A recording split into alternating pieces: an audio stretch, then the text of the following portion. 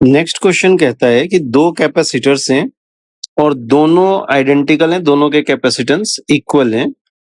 दो कैपेसिटर, दोनों का कैपेसिटेंस इक्वल है, let it is C and C. अब क्वेश्चन कहता है कि अगर इनमें initially energy stored U and 4U है, मान लिया पहले कैपेसिटर की कैपेसिटेंस तो C है और एनर्जी U, दूसरे की भी कैपेसिटेंस C और एनर्जी 4U है, और कहता है अगर इन कैपेसिटर्स को आपस में कनेक्ट कर दिया जाए। देखिए यहाँ पे ये भी ध्यान देंगे, क्वेश्चन में ऐसा कहीं नहीं बोला कि इनके लाइक पोल्स को कनेक्ट करना है या फिर अनलाइक पोल्स को कनेक्ट करना है। अगर क्वेश्चन में ऐसा कुछ मेंशन ना हो तो बाय डिफॉल्ट आपको लाइक पोल्स को ही कनेक्ट करना होता है। तो यहाँ पे हम इनके लाइक पोल्स को कनेक्ट किया जा रहा है ऐसा कुछ मानेंगे। इन दोनों प्लेट्स पे हम चार्ज पॉजिटिव और पॉजिटिव ही कंसिडर करेंगे।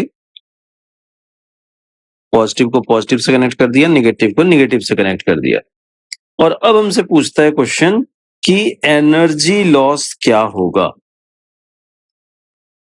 ओके, तो एनर्जी लॉस के फॉर्मूले में हमें फॉर्मूला में एक बार रिकॉल करें तो क्या मिलता है, half C1 C2 by C1 plus C2 into V1 minus V2 whole square. अब क्योंकि हमें इस फॉर्मूले के अकॉर्डिंग V की रिक्वायरमेंट होगी तो सबसे पहले हम V कैलकुलेट करते हैं। सो फर्स्ट ऑफ ऑल हमें पता है U is equal to half C V1 square. अगर मैं लिख दूं तो यहां से V1 की वैल्यू मिलेगी हमें रूट 2U बाई C। ये 2 पर चला गया और C नीचे आ गया, V1 स्क्वायर था तो रूट हो गया, so root 2U by C। Similarly हम कह सकते हैं 4U is equal to half C V2 square, और यहां से V2 की वैल्यू हमें मिलती है रूट 8U बाई C।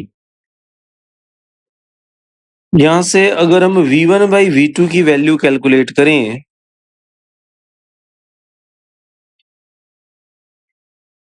तो V1 बाई V2 की वैल्यू मिलेगी हमें root 2U by C upon root 8U by C।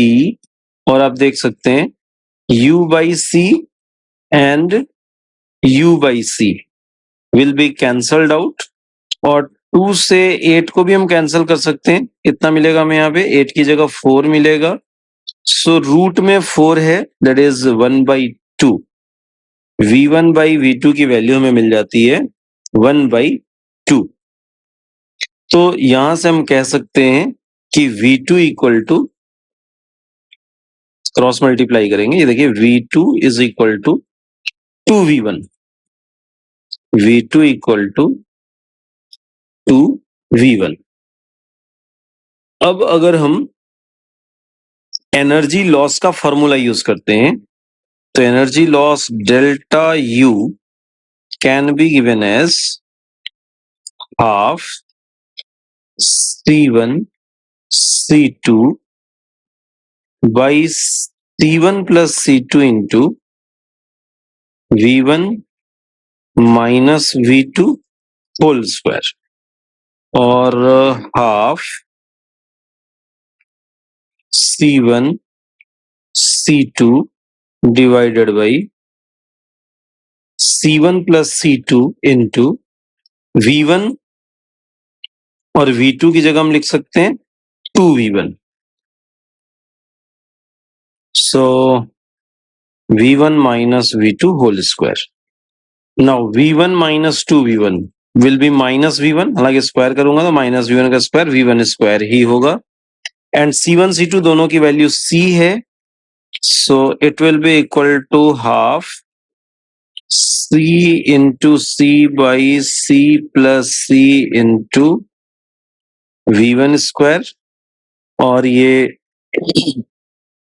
C plus C 2C होगा, ऊपर C स्क्वायर है तो C square by 2C will be C by 2, तो equal to half C by 2 V1 square.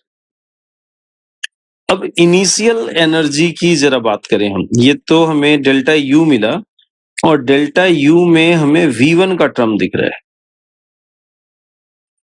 Delta U में हमें V1 का term दिख रहा है। तो अगर मैं इस V1 को U के टर्म में रिप्लेस करना चाहूं तो आप देखिए, ये इसे मैं जरा सा और सिंप्लीफाई करके ऐसे लिख सकता हूं, equal to 1/4 C V1 square. अब आप देखें, हाफ C V1 स्क्वायर को हम U लिख सकते हैं, तो थोड़ा सा इसे मैं ऐसे ना लिख के क्या लिख दे रहा हूं, equal to half C V1 square. Next अब हम हाफ C V1 स्क्वायर की जगह क्या रिप्लेस कर सकते हैं, U। सो इस हाफ C V1 स्क्वायर की जगह अगर मैं U रिप्लेस करूं तो इस डेल्टा U की वैल्यू क्या मिल जाएगी हमें, हाफ ऑफ U। यानी यहां भी हमें 50% एनर्जी का लॉस दिख रहा है, 50% एनर्जी का लॉस दिख रहा है। अगर बाय द वे इस क्वेश्चन में रिक्वायर्ड हो कि आपको कॉमन पोटेंशियल भी फाइंड आउट करना है, तो कॉमन पोटेंशियल भी एक बार फाइंड आउट कर लेते हैं हम लोग। V common is equal to क्या होगा, C1 V1 plus C2 V2 by C1 plus C2। So C और V1 V2 हमने फाइंड आउट कर रखा था। V1 को अगर मैं पुट करूं, V1 रहने देता हूं और V2 को मैं पुट करता हूं, V2 की जगह हम क्या लिख सकते हैं, 2V1। तो V2 की जगह मैंने पुट कर दिया 2V1 N divided by C1 plus C2 मतलब C प्लस C। यहां भी C2 को सिंपली C लिख सकते हैं और V1 को तो V1 ही लिखूंगा। सो यहां से हमें VCM क्या दिखता है, VCM इज इक्वल टू, देखिए CV1 और 2CV1 that is 3CV1, 3CV1 divided by 2C। C and C को हम कैंसल आउट कर सकते हैं, so it will be equal to 3/2 V1। VCM equal to 3/2 V1। Common potential भी हम find out कर सकते हैं।